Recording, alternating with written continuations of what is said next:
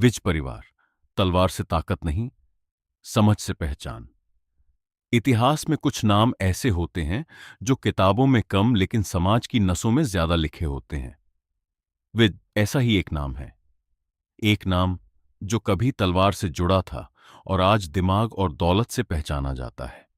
Vij surname की जड़ें पंजाब की उस परंपरा में मिलती हैं जिसे हम खत्री कम्युनिटी के नाम से जानते हैं।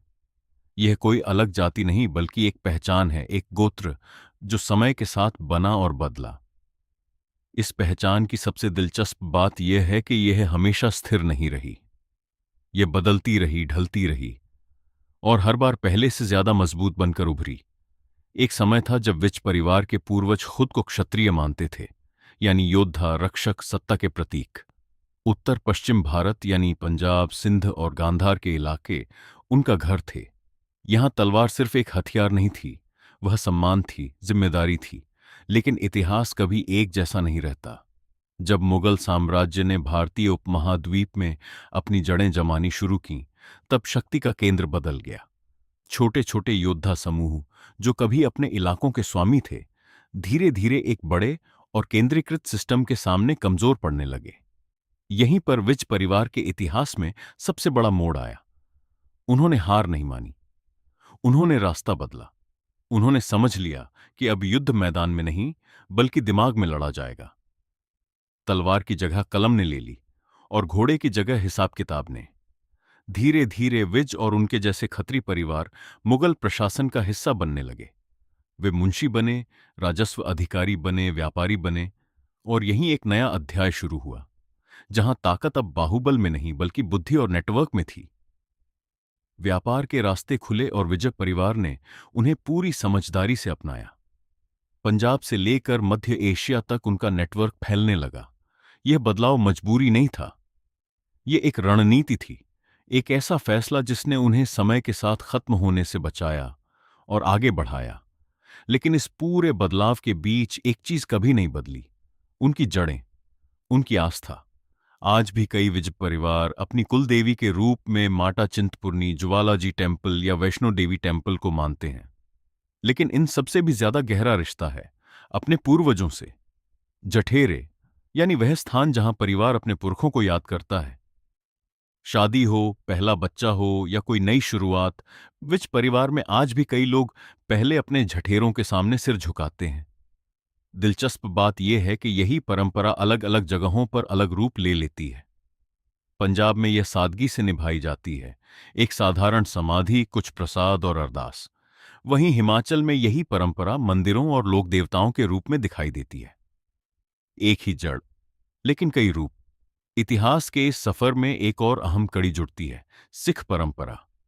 गुरु नानक से लेकर गुरु गोबिंद सिंह तक खत्री समुदाय का गहरा संबंध रहा।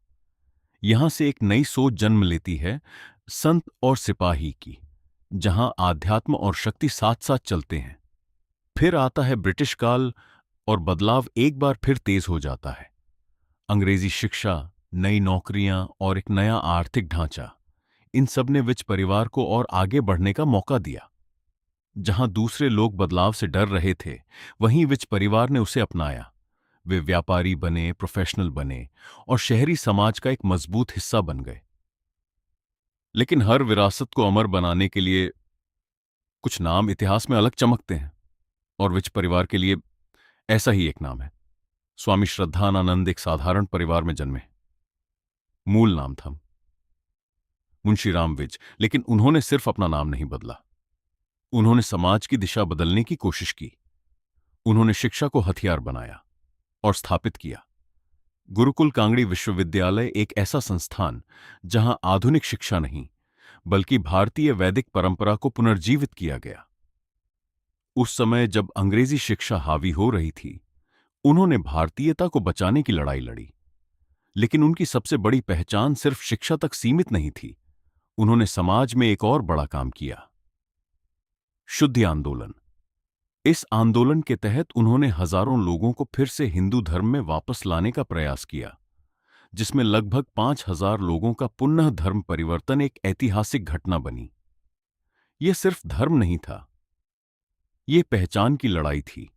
और एक और दिलचस्प सच, कहा जाता है कि महात्मा गांधी को महात्मा कहने वालों में सबसे पहले नामों में से एक था स्वामी श्रद्धानंद, यानी जिस नाम से आज पूरी दुनिया गांधी को जानती है, उस पहचान को देने में भी विज परिवार का योगदान जुड़ा हुआ है।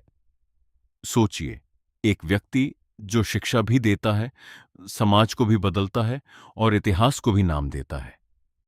यही है असली विरासत। विज परिवार की कहानी हमें यह नहीं सिखाती कि वे कौन थे, बल्कि यह सिखाती है कि वे कैसे बने।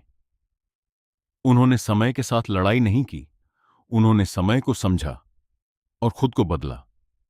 योद्धा से विचारक, विचारक से निर्माता और निर्माता से प्रेरणा। विज परिवार एक नाम नहीं, एक इवॉल्विंग लेगेसी है जो आज भी बन रही है। विज परिवार की असली ताकत यह नहीं थी कि वे योद्धा थे, बल्कि यह थी कि उन्होंने समझ लिया कब लड़ना है और कब बदलना है।